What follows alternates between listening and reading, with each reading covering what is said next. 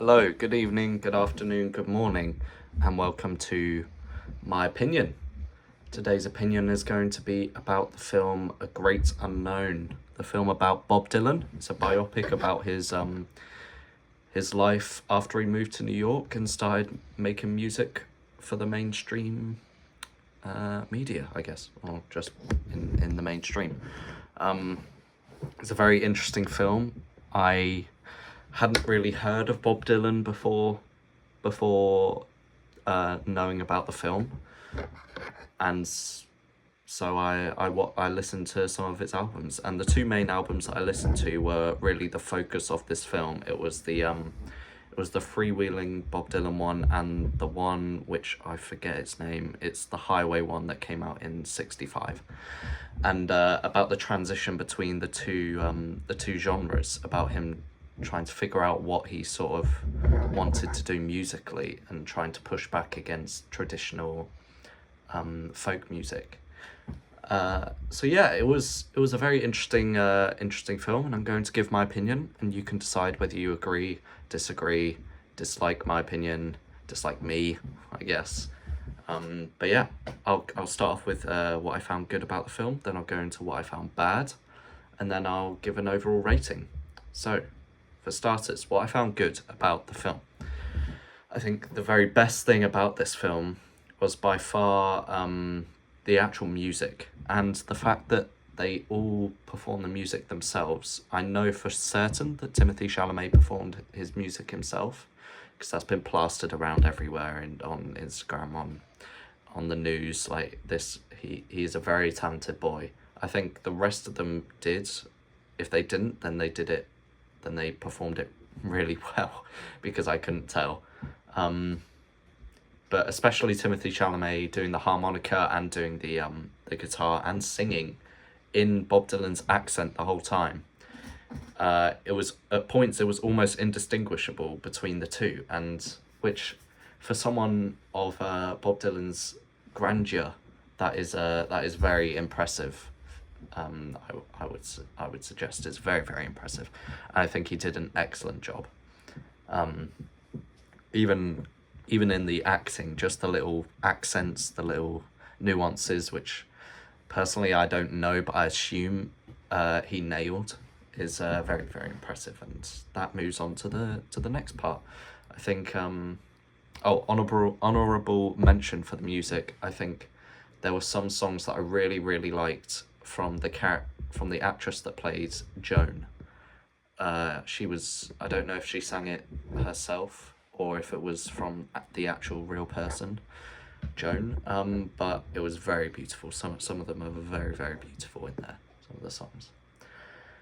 As for the acting, I think there were two notable standouts that were very impressive. Obviously, Timothy Chalamet. I've already discussed why that is, but also Edward Norton. I haven't watched too many Edward Norton films.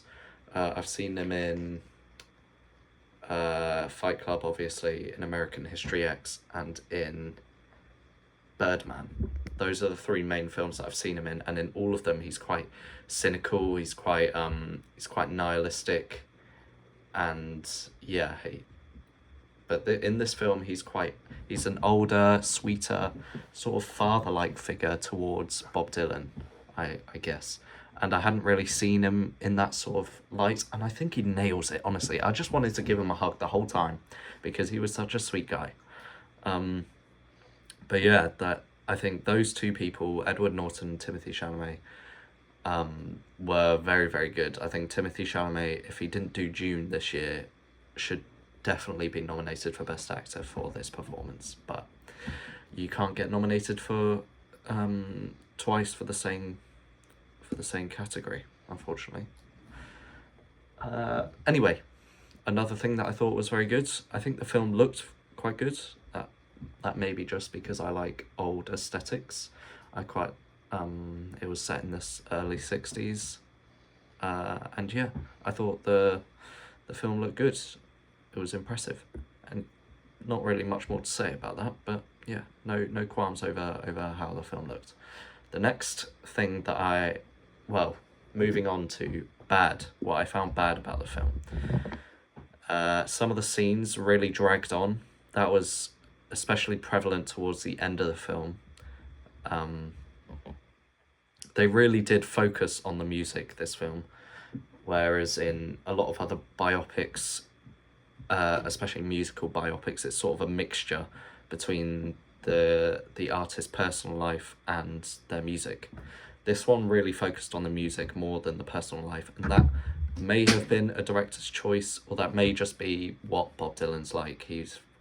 I don't know him as much. He's not really in the media as much as other famous people like from that era, like Elvis or the Beatles or people like that.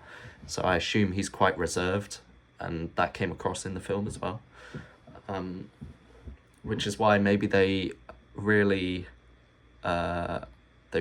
pushed forward the music, especially towards the end. There was the big final scene was sort of around this folk music festival that they do every year, and Bob Dylan shows up, and he doesn't play folk music, he plays rock music, which obviously the crowd and the people running it were kind of pissed at.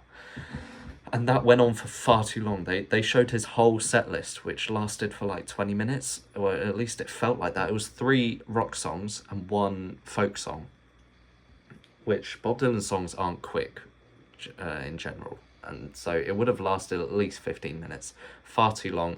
I'd wished they had cut like 10 minutes of it. It didn't need to be that long, and just put it into something more like understanding his character a little bit more. That would have been a lot more useful and a lot more interesting, because I wasn't really connected to Bob Dylan, the character. I like his music. I think he's kind of a dick. I mean, why would you show up to a fucking folk festival and then complain like, oh, why are you trying to make me do folk music? I want to play my music. Don't bloody show up. It's a folk festival, you idiot. That's what I think anyway. Knobhead. Some of the scenes, especially towards the start, were actually quite short, and actually no, I take that back.